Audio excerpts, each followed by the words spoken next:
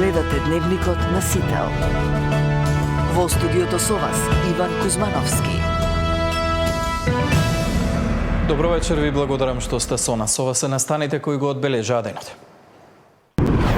Подметнат пожар во автосервис во Пинтија. Видеонадзорот го откри монструозниот чин. Нов пожари во Дрисла. 20 осомничени за процесот, тврди Мицковски. 6 месеци од трагедијата во Пулс. Судот се уште врши оценка на обвинителниот акт. Марш на ангелите попладнево во Кочани, звездено небо вечерва во Скопје. 5 дена пред двојното убиство извршителот добил условна казна од Велешкиот суд. Жртвата со месеци пријавувала закани и насилство. Ки имали одговорност за пропустот на службите. Прикриени коалиции или борба за победа. Локалните избори во сенка на меѓупартиските обвинувања. Израел ја почна главната операција за освојување на градот Газа. А во тема на денот вечерва за хибридните закани и хибридните напади разговарам со професорот Маријан Николовски од Факултетот за безбедност. Останете со нас.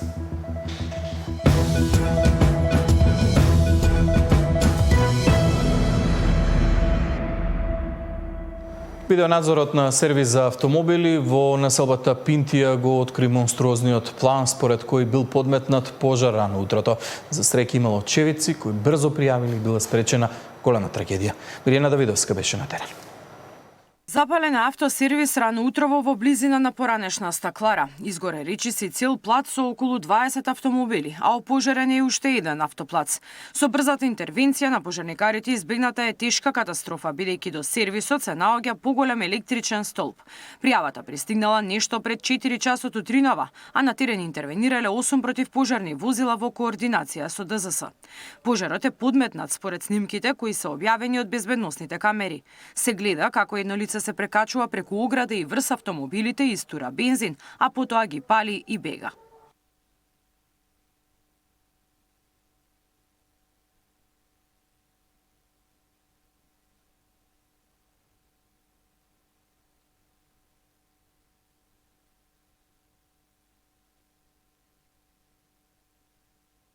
Полицијата веднаш ги евакуирала жителите од населбата Камени кои живеат на само неколку метри до автосервисот. Жителите велат слушнале експлозија, а брзо потоа полицијата им тропнала наврат. Живеам на некои 50 на метри од објектот каде што гореше. Сабајлето се слушна прво една, така да речеме, послаба експлозија. После тоа дојде полицијата, ме замоли да се евакуирам и не тргна сите дека што сме во улицата, горе, најгоре на улицата на безбедно место. Пожарната беше присутна. Пламенот беше многу голем, сепак се работи за автосервис, каде што има гуми, има улје. Дел од возилата, верувам дека биле со дел од гориво внатре, сепак, мислам, не беше седно да го гледате тоа и да стравувате за својот дом. Имаше чад густ, се креваше од кај сервизите. И моравме да се оддалечиме од дома. Излеговме надвор, сите комши од околу што живееме тука. Имаше експлозии.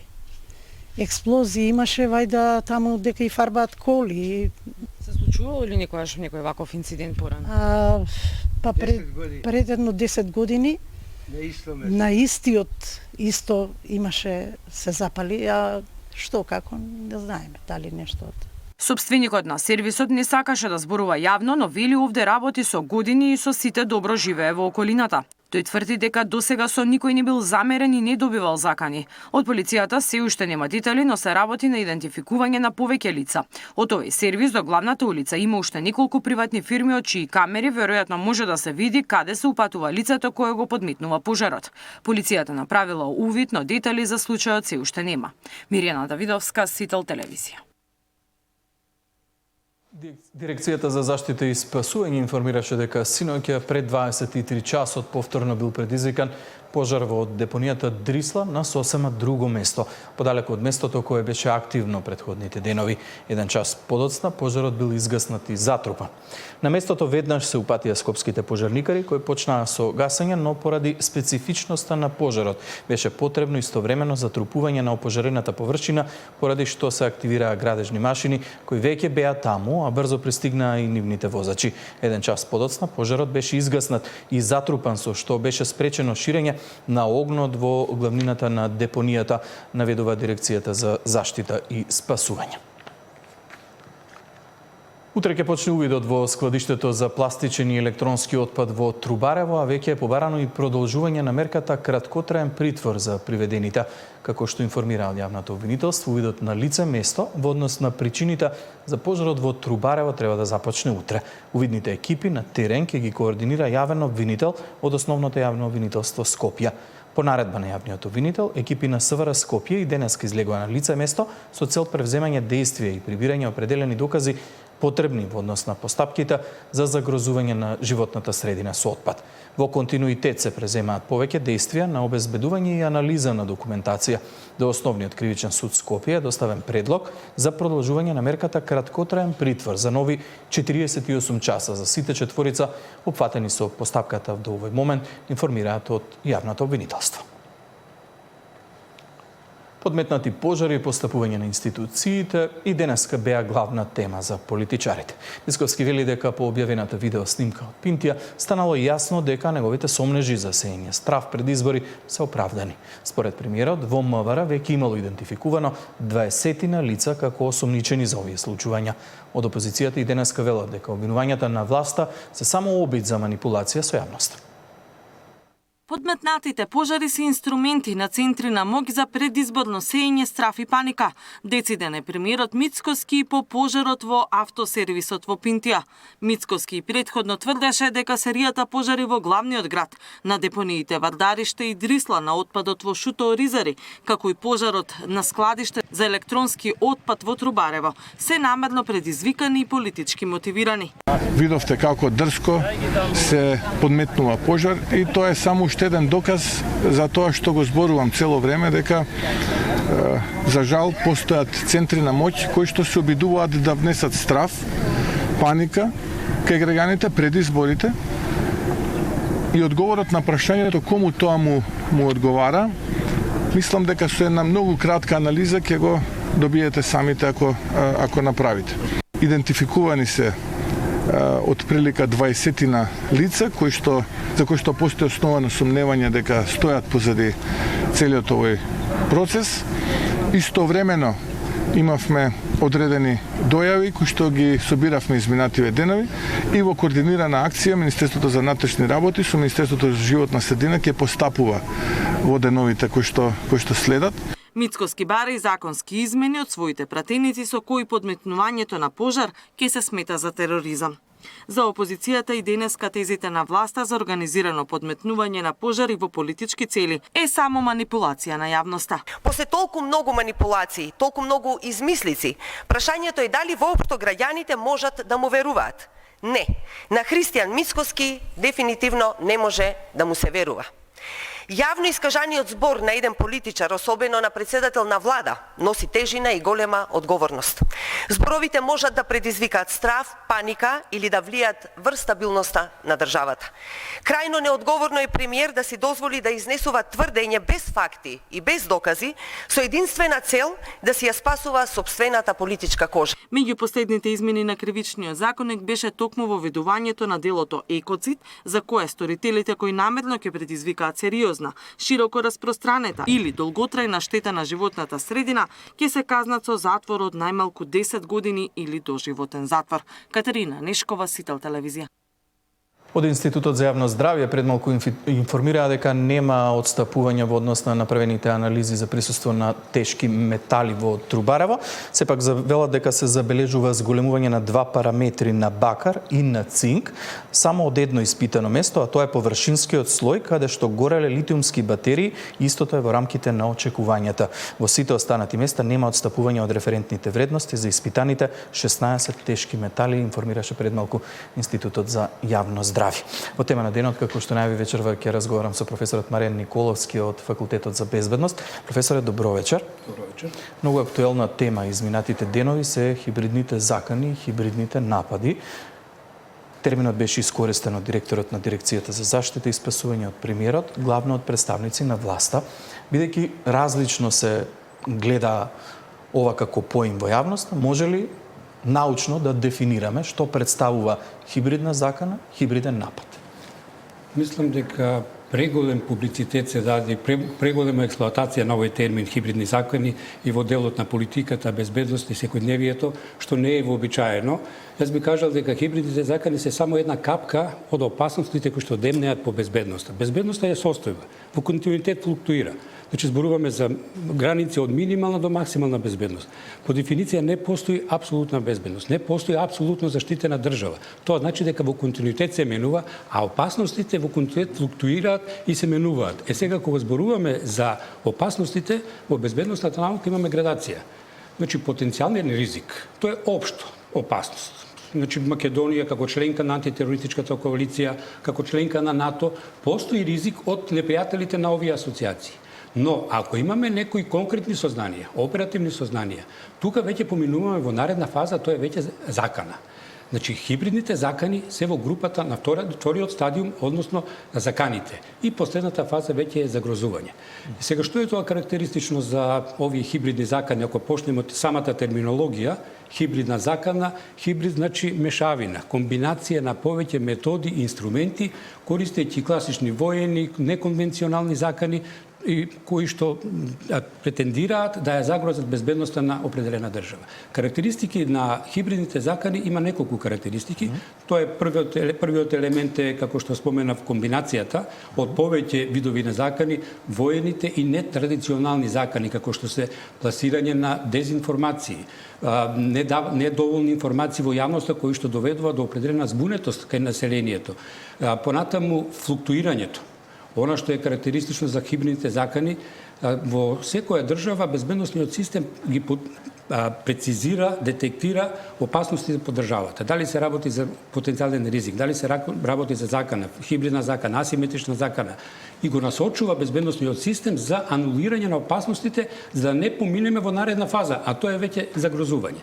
Но карактеристиката на хибридните закани е паралелно со работата на безбедносниот систем да ги пронаоѓа слабите тачки и да вметнува нови методи за дестабилизација на државата од пошироки размери, а всушност крајната цел е предизвикување на доверба во институциите, паника кај населението и така натаму. Тоа се крајните цели на хибридните закани. Ако ги земеме овие цели на хибридните закани, може ли да кажеме дека она што се случува изминатиот период во државата, подметнатите пожари како што тврдат институциите, пред се Дирекцијата за заштита и спасување, премиерот на државата, дека се подметнати, дали ваков начин на делување би можело да се класифицира како хибридна закана или хибриден напад? За да донесеме таква оценка, потребни се многу анализи, индикатори. Најновата изјава на председателката на државата, која што беше прашана дали ќе имаме седница на Совет за безбедност. Најповикано тело за донесување на проценка на безбедносната состојба е Советот за безбедност. Одговорот е дека се уште немаме доволно индикатори кои што назначува дека има потреба од заседавање и донесување на определена оценка за безбедносната состојба и дали овие хибридни закани ја загрозуваат безбедноста од пошироки размери. Јас кажам на самиот почеток. Ние со одредени чекори што ги влечевме во минатото. Тоа е како сите други членки на НАТО сојузот. Отворено застанавме на страна на Украина и осудивме Руската федерација како агресор во една војна. Некои држави беа создржани во тој дел. Ние отидовме и чекор понатаму. Добивме одредени закани, не од било кои, официјални представници на Кремљ, кои што кажаа дека Македонија е во групата на држави, непријателски држави на нашата федерација и нашата држава ќе одговори соодветно и сензитивно. Ова една реченица треба да представува предмет на анализа на нашите безбедносни служби. Сега пропустот каде е? Пропустот е кај безбедносните служби или пропустот е што државниот врв во овој конкретен случај председателката не одлучила да го свика Советот за безбедност ако се работи за вакво нешто? Не, секако дека председателката одлучува дали ќе се свика или не врз основа на информациите од безбедносните служби. Ако било кој од безбедносните служби иницира таков состанок, бидете сигурни дека председателката ќе го свика, ќе бидат направени одредени анализи и она што е многу битно да се донесе една правилна безбедносна проценка. Многу е битно за државата и за безбедност на една квалитетна безбедносна проценка, а за да направите таква безбедносна проценка е потребно да имате силни индикатори, прецизни мерења врз основа на кои што ќе се донесе квалитетна безбедносна проценка. Затоа што мала грешка во безбедносната проценка може да има катастрофални последици по безбедноста. Професоре, сега морам да ве прашам, затоа што многу често и ова се анализира во јавноста, дали хибридните закани исклучиво доаѓаат од центри надвор од државата или може да бидат и внатрешни хибридни закани? Како што кажав, нарачателите, индикативно е тоа што за краток временски период, многу случајности за краток временски период, како силен индикатор, што укажува на одредена координација помеѓу овие настани, но за да кажеме за дали има организација, тоа треба да си го кажат истрагата, кој што веќе нели има приведено повеќе од 20 лица и очекуваме дека во наредниот период ќе се расветлат, но она што е многу битно, превентивното делување, проактивното делување. Затоа што дека се работи за хибридна закана, комбинација на повеќе методи и инструменти кои што ја загрозуваат безбедноста. Тоа значи како соодветен одговор треба да биде не само Министерството за внатрешни работи, туку пошироката заедница и меѓуинституционалната соработка. Сега кога зборуваме треба да имаме... Тоа сега да ве прашам, кои се институции треба да бидат вклучени во една таква постапка за спречување или действување против хибридни закани и напади? Дали е тоа само МВР или е поголем спектар на институции од безбедносниот систем? Значи, сферите на делување на хибридните закани е широко. Зборуваме, да кажеме, во информацијската сфера. Едно од таргетите на хибридните закани, информацијската сфера, средствата за јавно информирање. А едно истражување укажува дека македонскиот граѓанин најголем дел од своето слободно време го проведува пред малите екрани. И тоа во дело баш на информативните емисии. Што значи? Дека јавното мислење, јавните медиуми може да имат и какво влијание во креирање на јавното мислење. Сега, ако медиумите, социјалните мрежи се под влијание на центрите на моќ, преку хибридните закани може да се влие во креирање на јавното мислење, да имаме намалување на опасностите, односно може да имаме недоверба кај населението затоа што такви се пласираат информации, нема доволно правилни информации што остава простор за дезинформација и пласирање на лажните вести, што е многу сензитивно во овој чувствителен период за државата. Професоре, сега споменавте вие дека се работи за различни цели на кои што делуваат хибридните закани, најчесто се бираат слабите точки. Несомнено е дека ова биле слабите точки, не било доволно обезбедена депонијата Дрисла, недоволно се грижиме за отпадот во државата. Крајниот збор секако ќе го има истрагата, која што ќе треба да потврди што точно се случувало, но како земја членка на НАТО беше отворено и ова прашање, треба ли да се побара помош од меѓународните партнери ако државата е уверена дека станува збор за една ваква состојба? Секако, зборуваме за два сегменти. Прво, кога станува збор за справување со хибридните закани, мора да гледаме поширок спектар на институции во државата, како што споменав, не само МВР, тука и безбедносните институции и многу пошироко, Министерството за животна средина. Еколошката безбедност е само една капка од купната национална безбедност. Зборуваме за општествената безбедност, затоа што сега сме во оваа фаза. Можно е нов хибриден напад во делот на посуптилен. Тоа е во делот на социјалата, општеството, каде што една од темелните вредности на државата е слободно изразување на верската, националната, религиозната припадност, што значи ако некој сака да ја загрози безбедност од пошироки размери, покрај овие сегашни методи и инструменти што ги користи, може да предизвика и посериозни опасности за загрозување на безбедност баш во делот на општествената сфера. Сега, за да се спротивставиме на такво нешто, значи зборуваме за две компоненти. Внатрешна меѓуинституционална соработка, вклучување на поширок спектар, тука ги споменав и Министерството за внатрешни работи, но клучна улога тука треба да одиграат безбедносните разузнавачки и контраразузнавачки служби. Затоа што нивната задача е да ги хранат институциите со навремени информации, анализа на таквите информации и врз основа на таквите информации да се насочат инструментариумот на државата за справување да ова фаза, втора, на закана, не прерасне во загрозување од пошироки размери. Не е само тој сегмент.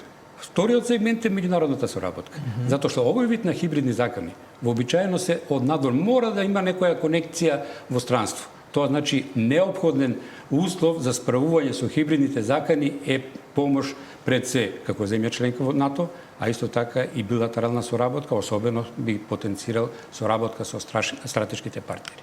Тоа се и покажа во оној период, ако се сеќавате, интензивно лажни дојави по средните училишта, каде што голема улога имаше меѓународната соработка во детектирање на изворот и начинот, модусот операнди на извршување на овој вид на закани.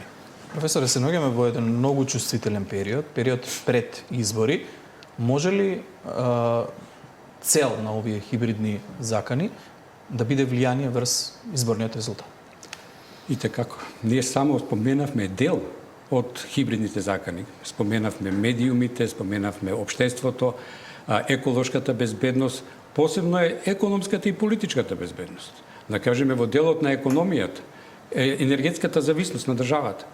Што е ако не е почетокот на 90-тите години кога Македонија се определи за самостојна држава, Грција кажа стоп за нафтата за македонската економија. Економска блокада, притисок за политички отстапки. Но тоа не беше само економска блокада. Поврзана со делување на разузнавачката служба на Грција, која што има посебен фонд да ги откупува артефактите од Македонија за да ја докаже историјата, што е во прилог на нивната надворешна политика. Економијата, што е со политиката? Значи некој ако сака да направи дестабилизација од пошироки размери, сега сме на прагот на предизборна кампања, каде што едно во делот на загрозување на безбедноста е токму политичката сфера. Одредени центри на моќ или странски држави ако имаат интерес за дестабилизација, тие може да се појават и како директни финансиери и потикнувачи на одредени радикални структури во државата, подпомогнати од одредени политички структури, за да дојде до нерегуларности во изборниот процес, дестабилизација од пошироки размери, да дојдеме до она последна фаза што ја кажав, а тоа е загрозување на безбедноста од пошироки размери. Гледаме изминатите денови дека не многу информации споделува Министерството за внатрешни работи со јавноста. Како според вас до овој момент се води истрагата за сите овие случаи? Сензитивна е областа за која што зборуваме. Она што е многу битно, целта на нарачателите, извршителите на овие хибридни закани е токму тоа. Значи, предизвикување на паника кај населението, да се има впечаток дека институциите се неспособни да се справат. Не треба да помагаме во тој дел, туку да го ставиме институциите, имаме доверба, имаме правни основи, имаме институции надлежни за таа работа кои што се координираат. Значи, ќе споменам координацијата помеѓу овие институции сите кои што имаат надлежност за справување со хибридните закани.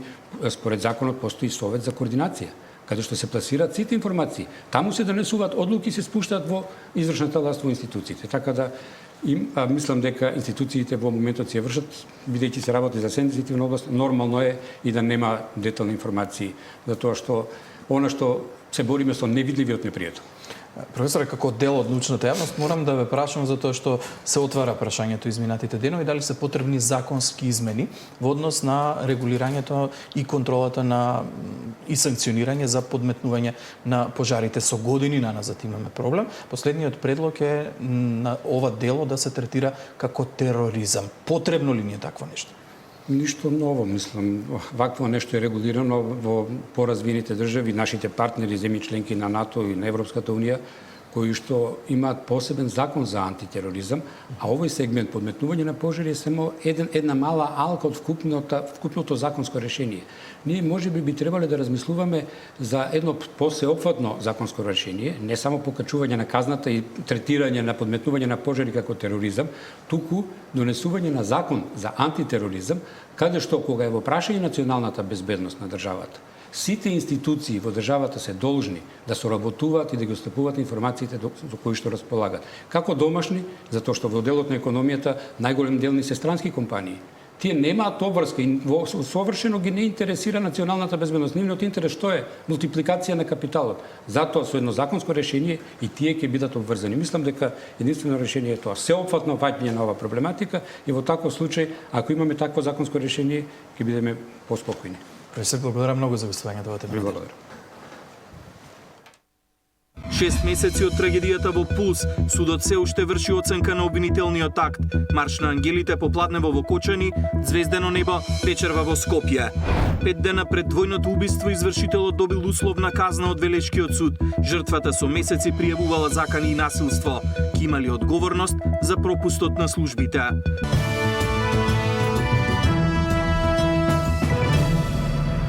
Поминаа точно 6 месеци од трагедијата во дискотеката Пулс во Кочани. Попладнево родителите, пријатели, но и голем број граѓани по овој повод беа дел од маршот на ангелите на кој побараа правда за случајот. Вечерва во 20 часот и 16 минути на плоштадот Македонија во Скопје ќе биде организирано звездано небо, а присутните ќе може да остават пораки до семејствата кои ќе им бидат предадени следната сабота. На точно 6 месеци од трагедијата во дискотеката Пулс, со фотографиите во раце од своите прерано загубени чеда, родителите, роднините, пријателите и граѓаните на Кочани, денеска го одржаа 22-иот поред Марш на ангелите. На протестниот собир мајката на трагично загинатиот фудбалер Андреј Лазаров порача дека овој грозоморен настан можеше и мораше да се спречи и дека не е само последица на искра или невнимание, туку на системска слабост и неодговорност. Каде беа институциите? Каде беа инспекциите што мораа да го затворат клубот уште пред да се отвори?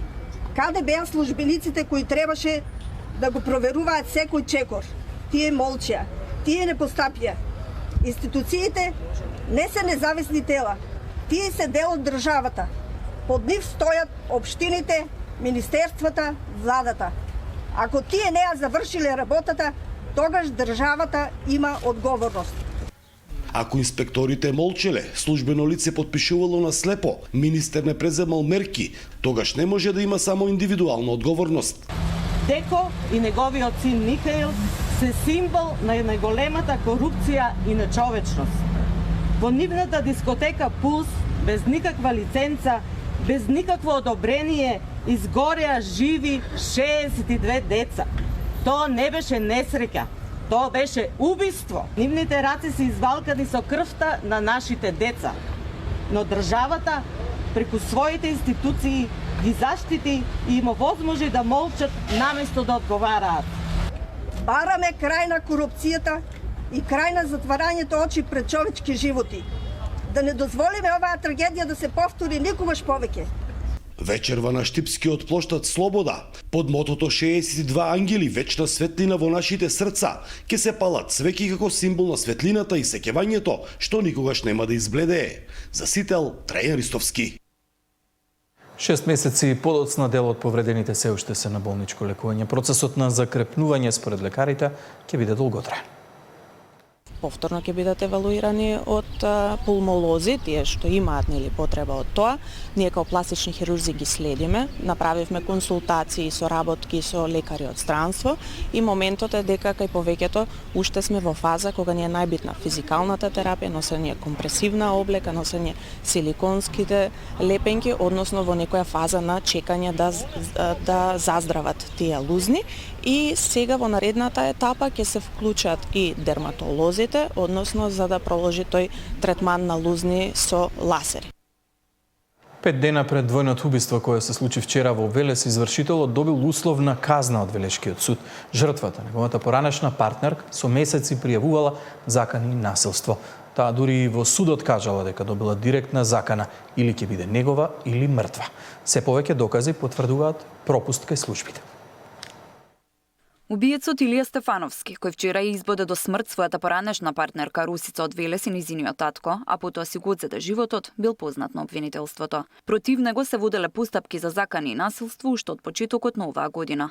По неколку претходни пријави во март, таа пријавила и претходен инцидент дека во декември, кога се вратиле од патување во Бугарија, физички ја нападнал. Во исказот кој го дала во обвинителството стои: по завршување на обврските во Софија на враќање кон Скопје, во еден момент настана караница меѓу нас, од причина што истиот бараше да ја обновиме нашата врска, но од моја страна имаше негодување од таквото негово барање, при што во еден момент пробав да ја отворам вратата од автомобилот, а тој се обрати кон мене со зборовите: или ќе бидеш моја, или ќе бидеш мртва. Обвинителството продолжило да постапува по пријавата на Росица. Иако дури траела постапката, против него била изречена мерка за забрана за приближување, тоа не го спречило да ја вознемирува. Продолжил да испраќа пораки, а во мај дошол пред нејзиниот дом и го запалил автомобилот во сопственост на нејзиниот татко. Росица повторно го пријавила во обвинителството во Велес за непочитување на судската одлука. Еден месец подоцна таа била повикана на испитување, а обвинителството издало наредба да се прибават дополнителни докази, меѓу нив видеоснимки и телефонска комуникација. На 10 септември Велешкиот суд го осудил на условна казна. На 10 септември 2025 година Основниот суд во Велес, постапувајќи по обвинението, изрече присуда со која Стефановски беше огласен за виновен и му изрече алтернативна мерка условна осуда. Со тоа му беа укинати дел од мерките на предпазливост кои важеле за време на постапката. Сепак на сила остана забраната за приближување и воспоставување контакти со оштетената и нејзиниот партнер се до правосилноста на пресудата. 5 дена подоцна од пресудата, Росица е убиена заедно со нејзиниот татко. Од Велешкото обвинителство соопштија дека одлуката на судот току-што била примена во обвинителството и се уште немале можност да се произнесат по неа со евентуална жалба. Адвокатот Јанаки Митровски вели дека постои законски проблем каде што обвинителството има лимитирани можности да бара притвор, а како дополнителен проблем е тоа што се кубури со суди и обвинители.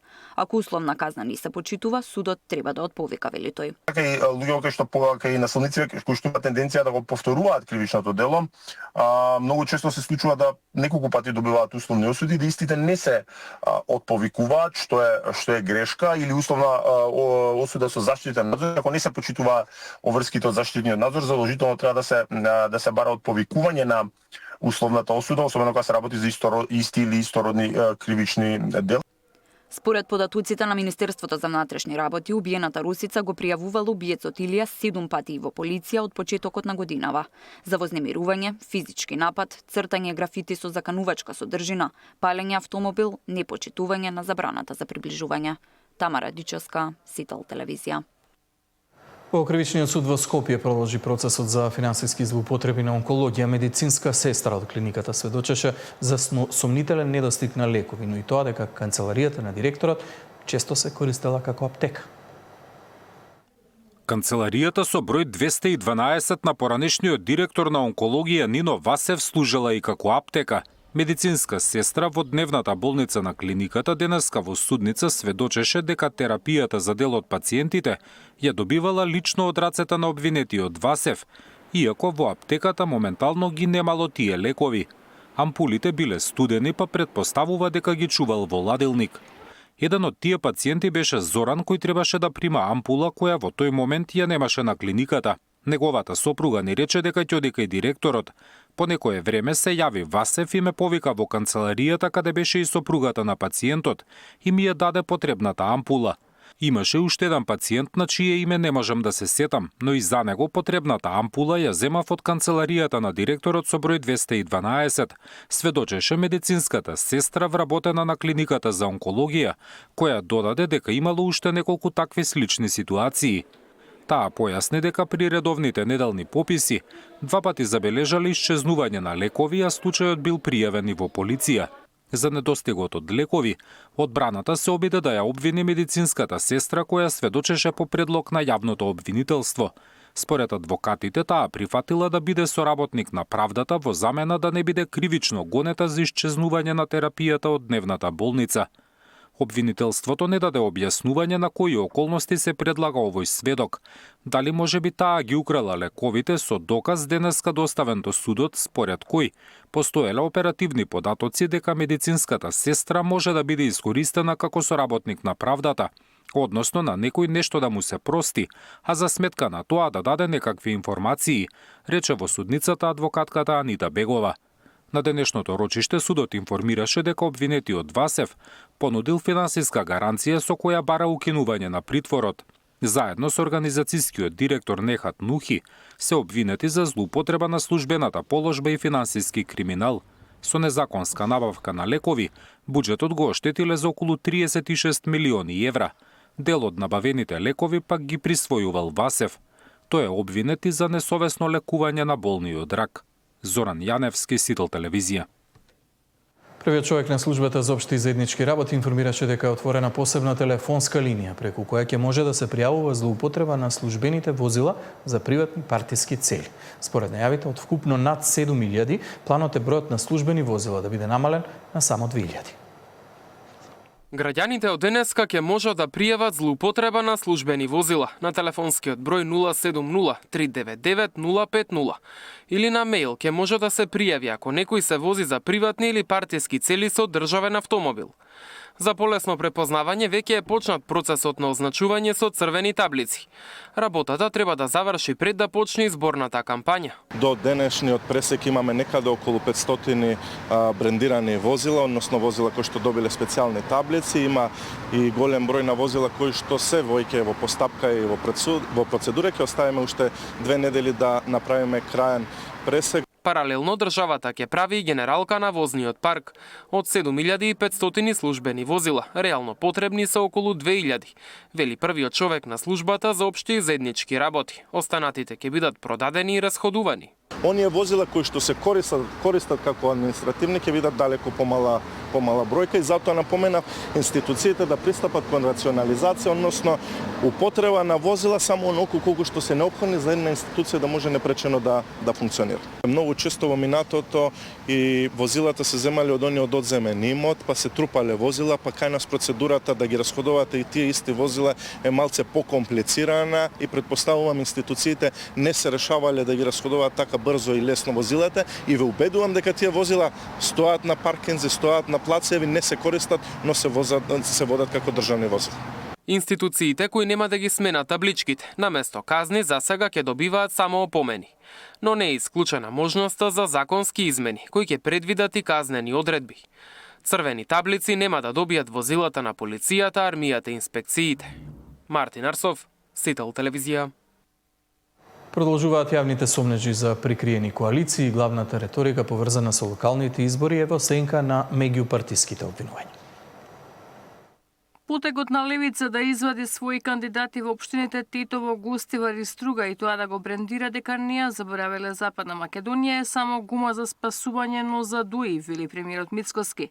Според него целта на коалицијата меѓу левица и ДУИ за локалните избори е раслојување на анти-ДУИ гласовите во тие општини. ДУИ сваќа дека во тие општини не може да победи и разбира дека ќе биде поразен на овие локални избори, односно ќе има многу мал, незначителен број на градоначалници и единствениот сојузник кој во моментот се обидува да фрли гума за спасување е токму политичката партија Левица.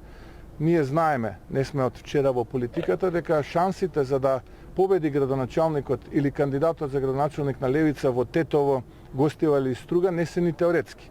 Но шансите да, доколку би извадиле кандидат за градоначалник, да речеме во Велес или во Штип, се на ниво на теорија.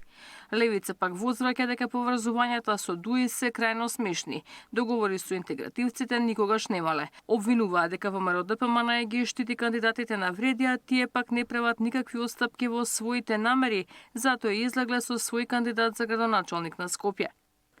Од патетични флоскули за горда Македонија, паднавте до ниво да напаѓате партија која единствено има храброст да понуди сопствени кандидати во општини каде што вие и СДСМ кукавички се повлековте и одлучивте да ги поддржите вреди и ДУИ. Вие кои од петни жили ги браните кандидатите на вреди немате никакво морално право да ја држите лекции на левица. По кавката меѓу ВМРО ДПМН и левица реагираат и од ДУИ. Обвинуваат дека целта на овие избори е ДУИ да исчезнат политичката сцена, а Мицкоски сака да биде тој кој одлучува за и во име на албанците. Мицкоски не сака да победи на избори, туку да избрише цела една политичка идеја за рамноправност, цел еден народ од јавниот и од политичкиот живот на Македонија. Кога Мицкоски вели ДУИ да исчезне, тој вели дека албанците немат право сами да одлучуваат кој ќе ги представува.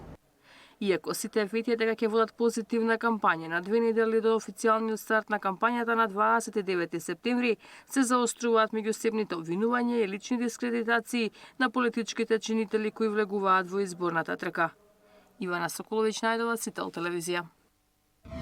Зошто трошоците за производство на земјоделски продукти не се толку зголемени колку што е зголемена крајната цена? Кој заработува на грбот на земјоделците и каде е решението? Во вечерните вести на Сител.